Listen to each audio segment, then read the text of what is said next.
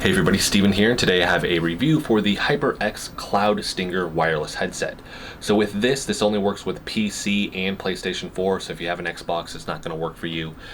In terms of the structure of the video, when I do these reviews, I actually talk about the specs, then I get into the things that I like about the product, I talk about the things that I don't like, and then I kind of wrap the video up.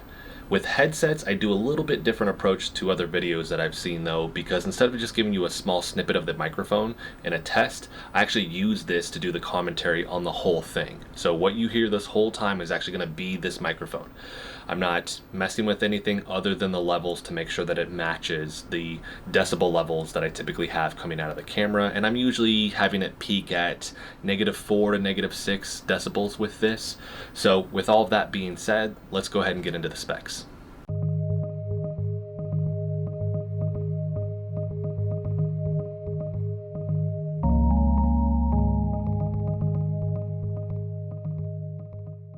So this is going to be the microphone here. Like I said, I'm keeping the decibels at -4 to -6 for the peak. This doesn't have a pop filter though, so you may hear a lot of popping with this, unfortunately. But let's get into the specs here.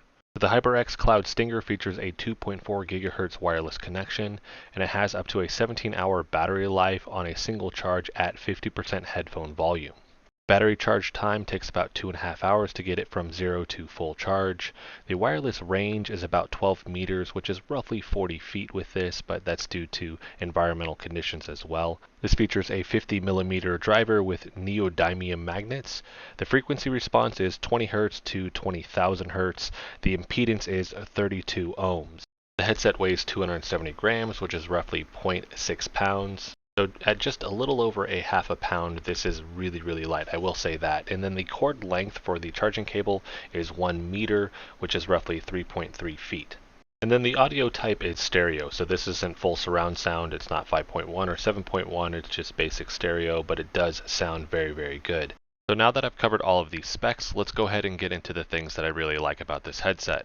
So the first big one for me is going to be comfort. That's really what drives me with finding headsets, because if it's too tight on my head, it just gives me headaches and then I don't really want to use it. And I can say this is one of the lightest wireless headsets that I've used, but that's because this is mainly made out of plastic, so that is something to keep in mind, and I'll be talking about that again in a little bit. And then the earmuffs themselves, you could actually replace those if you wanted to, if they weren't up to your kind of standard with this, but it feels really comfortable, and that's a huge deal for me. The earmuffs are big also, which is a huge plus for me. I've tried out a handful of headsets recently where they're really small, so it actually is on top of my ear. It doesn't actually fit around my ear, and it's highly uncomfortable. So this is a good size, so it's going to fit your ears quite well. And then last is going to be the sound quality. Now this is just stereo, it's not 7.1 surround sound, but while playing Doom and playing Subnautica Below Zero and a handful of other games that I don't showcase here with video, the sound is really good with these games, and that's something that I think is obviously going to be of importance, because that's why you want to buy a headset. And that's one of the fears that I think a lot of people have in going from a wired headset to a wireless headset, is that there's potentially going to be a loss in sound quality, and I can tell you that there isn't with this. Alright, so now that I've talked about the things that I like about this headset, let's go ahead and get into the things that I don't like about this headset.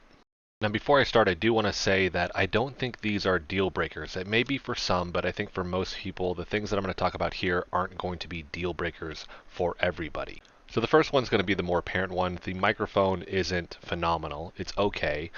I've actually had to re-record a lot of these audio kind of snippets here, just because sometimes it'll start to crack or it starts to pop, and the fact that it doesn't have a pop filter on it or came with one in the case is kind of disappointing with that. But with that being said, I highly doubt you're going to do any recordings with this. You're mainly going to be just chatting with your friends, and for that purpose, I think this is going to be fine. Next, I think the battery life is okay at 17 hours. The Logitech G533 headset I had a battery life of 15 to 16 hours. This one has 17, so it's decent. For most people, I mean, you'll charge it probably once or twice a week, depending on the amount that you play. But I've also seen other headsets where, hey, this actually has 30 hours, almost double the amount of battery life. So I would have just liked to have seen a little bit higher battery life for the price with this. And then the last thing is going to be the surround sound. Now I mentioned this earlier, it does sound really good, but this headset is $69.99, and for $10 more, for $79.99, you can get 7.1 surround sound with the Cloud Stinger Core wireless gaming headset. I do want to note though, everything that I've looked into says that this is really only for PC, so that's only going to apply to people that have a PC. This isn't going to work with consoles with that. So something to consider. Everything else I've seen is the same. We have the same battery life.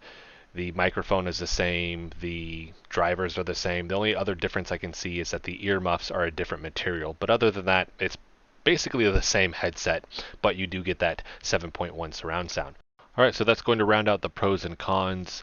I did want to touch on one last thing, which is, I mentioned it earlier, this is made out of plastic. That's neither a pro nor a con in my opinion for most people, because I can go either way. On the one hand, the plastic is what is making this lighter, but on the other hand, for some people it is one of those things where maybe it's not as durable in their opinion.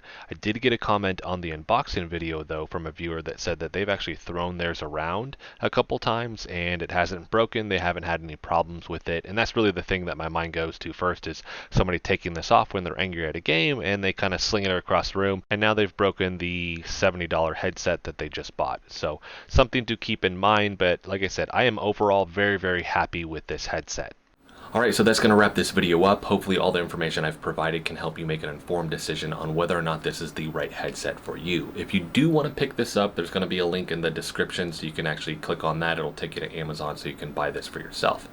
If there's something that I didn't cover in this, maybe you have a question and just something that I didn't actually mention, let me know in the comment section. I'll make sure that I answer that question for you there as well.